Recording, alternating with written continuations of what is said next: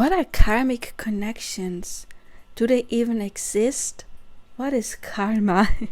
I want to talk about these things in this video.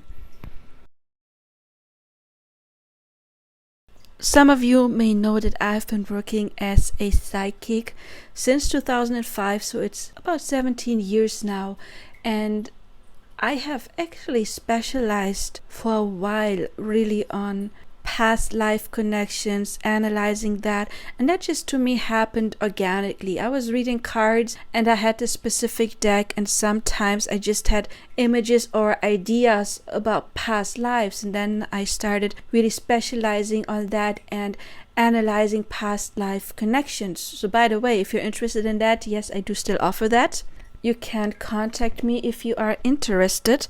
However, I always differentiated between personal karma, which to me is very, very rare. I've hardly ever seen that, and general karma. And the difference is that personal karma for me would be something that happened between you and another person. As I also said in other videos, is I outgrew the belief of past lives. I did believe in past lives, but I don't anymore. And here's why.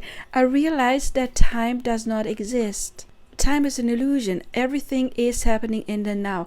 It's like a DVD. The entire beginning to end is already on that DVD, or on Netflix, it's already uploaded on a server. Even before you watch it, even before you experience it, it already exists in its entirety. And that is basically our life. We just experience it. We do have free will because it happened a little bit different in every timeline, and we get to choose what experience we want to make based on our assumptions. So if there is only a now and there is no past and no future, time is an illusion, then of course past lives are an illusion as well. However, we can connect to past lives in some way, and the way I see it is that we do connect to other streams of consciousness that have experiences, you could say, in another multiverse where it may be a different time than we experience. It's a different stream of consciousness. However, there's only one soul on this earth. We're all part of that one soul, like cells in a body. So we can connect to another stream of consciousness, having this specific experience. And that is why we sometimes can get images. I see those images, yes, we connect to another stream of consciousness where that actually experienced that. And for us, it's kind of like a symbol. So we did not connect to the specific, let's say, memory in the Akashic record without a reason. We connected to that because it tells us something about ourselves, because we hold whatever that stream of consciousness went through in our frequency as well. It is part of us. We connect to that. It is something that can tell us more about ourselves. So sometimes, yes, we do connect to past lives. And by the way, I am also a hypnotherapist, so I have hypnotized people to go into past lives as well. I have seen that live. I have guided people through these kind of meditations. But I believe, yes, we do connect to another stream of consciousness, and it shows us something that we may not see in our life, some kind of a pattern. But anyway, let's go back to the main topic. So personal karma would for me be that if we want to hold on and at the belief of past lives, and I sometimes do that because it just makes it easier to explain things, But let's say we assume past lives are real, and you have met another person in a past life, and personal karma would be if something really tragic happened to you in that life. Maybe one person murdered the other. However, karma can be a good thing. Imagine you saved somebody else's life, then there is still an imbalance, and that person, you could say, kind of like owes you. That would be karma too. But personal karma would be something really tragic. To me, I wouldn't call it karma just because you were in love with someone and it didn't turn out. How many people did you love in this lifetime and it didn't turn out? How awful would it be if they were all now your karmics and you would meet them in past lives and then you would have to relive that? No, I don't believe in that, to be honest. To me, karma would be something really, really tragic that would have happened. That, however, is nothing that I have encountered often. What I encountered more was something that I would call general karma.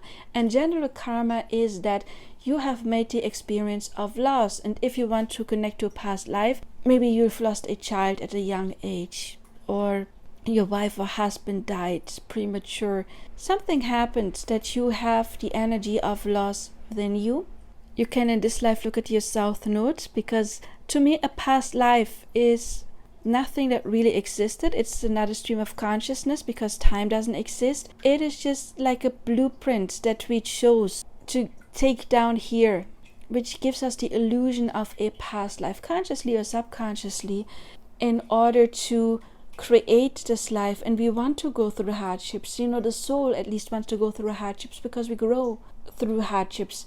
As Abraham Hicks says, we need contrast. As Neil Donald Walsh always said, we have to experience what we are not in order to find out who we are. So in order to find out that you are light, you have to be surrounded by darkness first, usually in childhood.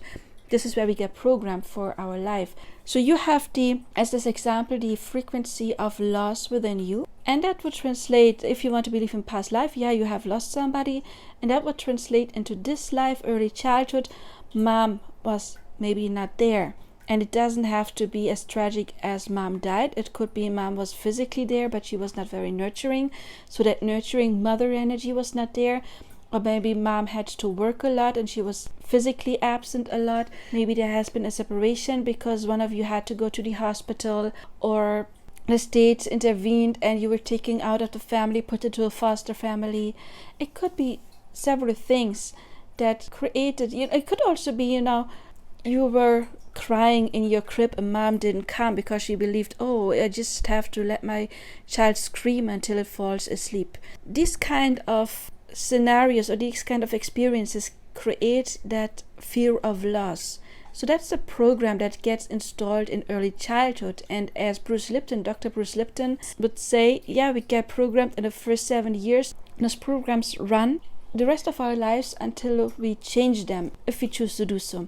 So you may have the frequency of loss within you, and that gets mirrored back to you. So you would attract a guy that is not available, or a girl that is not available, or that is with you but then leaves you and you have on off, or they're in another relationship, or there's some kind of reason why they cannot give you commitment.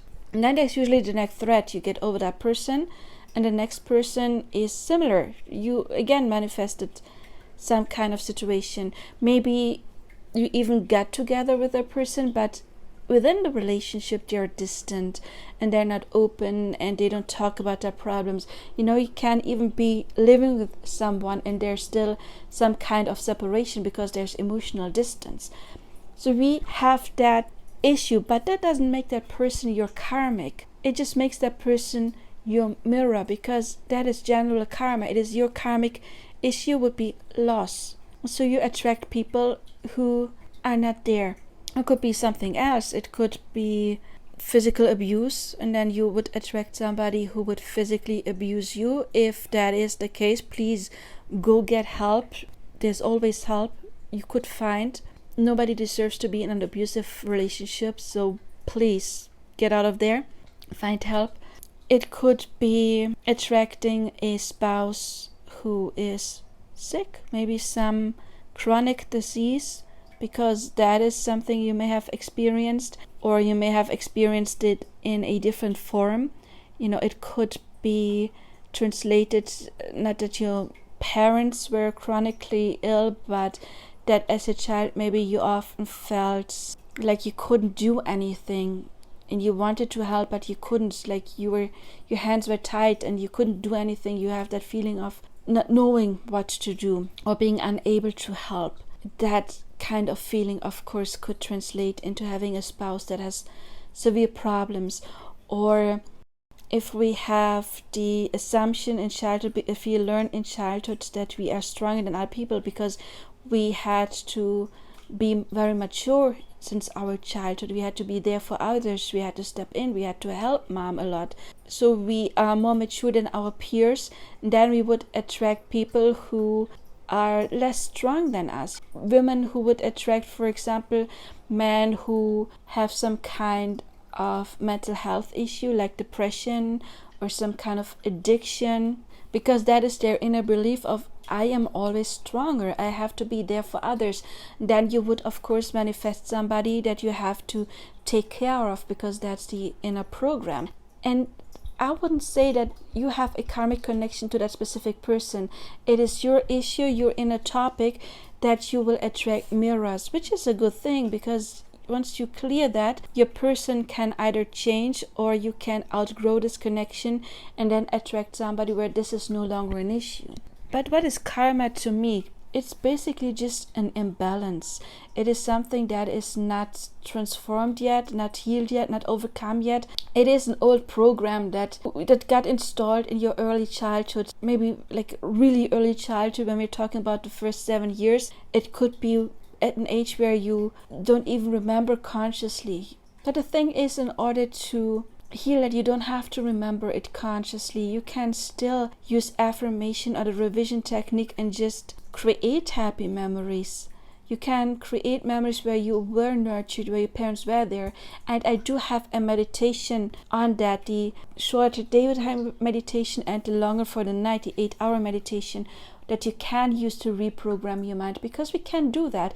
We just have to bring our brain into the theta wave state, which can happen in deep trance, in meditation, but also when we fall asleep and wake up in that phase, and also during the night in the REM sleeping phase, or when you have like a light sleeping, not deep sleep, then our brain is in the theta state, and that's a perfect time to reprogram our mind, because our mind is like the first 7 years of our lives, like a sponge. So you can listen to affirmations during the night. You can check out my affirmations, my meditation videos, and you can get rid of these programs.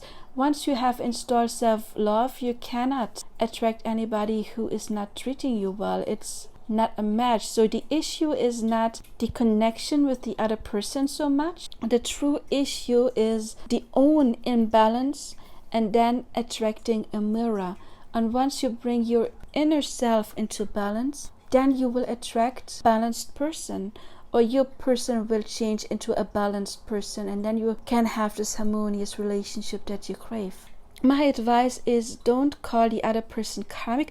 Also, because of the law of assumption, if you give the other person that negative connotation, karmic often is seen as something that's really bad and negative. And if you call somebody a karmic, how are you supposed to get better?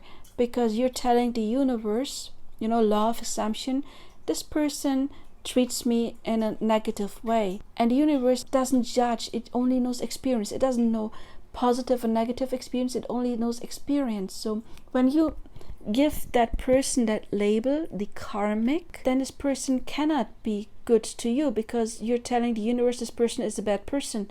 And the universe is like, okay, your wish is my command. This person is a bad person. Got it. We will prove you right. And this person will always prove you right, or always treat you in a way that will just strengthen your belief that they are not good because they're karmic. So the law of assumption really works in a way that we need to reprogram our subconscious mind. Change your assumption about the person and they can change. But if they are actually mirroring something within you that may be like a red thread in your life, and you experience similar things. When I say similar things, it doesn't have to be the same exact situation over and over. Maybe just different situations that brought the same feeling up, this, like the feeling I'm overwhelmed, for example, and I don't know what to do, that kind of feeling. Or being cheated on doesn't have to mean that your person had sex with another person. Being cheated on can also be your person cheats you for something else, I don't know, for money, and is scamming you in some kind of way. So if you have the energy of cheating within you because you have been cheated on, it doesn't have to always be in the same way. It can be in different ways. I do have a video on the karmic. That video is actually more about if your person is with somebody else, you call them the karmic. However, this could also help you, because I explain why we should not call anyone a karmic, or why we should not call anyone. I have another video why we should never call somebody twin flame runner and chaser, because our assumptions get manifested over and over again. So the longer you call somebody a karmic or give them that title of karmic, the longer they will stay in exactly that frequency that matches your belief. So yeah, karma is nothing outside of us. Karma has nothing to do with punishment. It is basically just the universe showing us, look, there is something that is unhealed.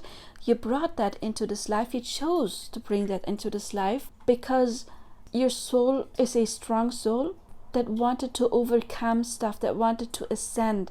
But in order to ascend, you need to address some shadows, because that is how we grow. We grow in the darkness, unfortunately. Anyway, I hope I could make it clear. If you have any questions, please leave comments below. If you want personal coaching, you can reach out. If this helped you, please like, subscribe, hit the bell icon, check out my other content. And if you want personal coaching, you can reach out. If this video really helped you and you want to leave a little tip, then my PayPal is below. If you need personal coaching, you can reach out. If not, I do see you in another video. Until then, as usually, I wish you all the best now. Bye bye.